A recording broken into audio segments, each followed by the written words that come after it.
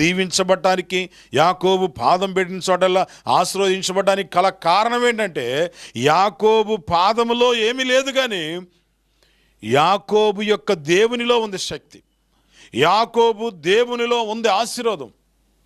యాకోబు తండ్రి గారి ఇంటి దగ్గర నుంచి బయలుదేరినప్పుడు మోసపూరితమైన జీవితంలోనే ప్రయాణం చేశాడు, కాదంటలేదు. వాళ్ళ అన్నను మోసగించాడు, నాన్న మోసగించాడు. వాళ్ళిద్దరిని మోసగించి తిరిగి ప్రయాణం కట్టాడు. బతకాలని, చనిపోకుండా బతకాలని ప్రయాణం కట్టాడు. మామగారి దగ్గరికి వెళ్దామని అనుకుంటున్నాడు. మామగారి దగ్గరికి వెళ్ళే టైంలో మధ్యలో ప్రభుతో ఒక గొప్ప సంబంధం ఏర్పడింది. మధ్యలో ప్రభుతో ఒక గొప్ప నిబంధన ఏర్పడింది.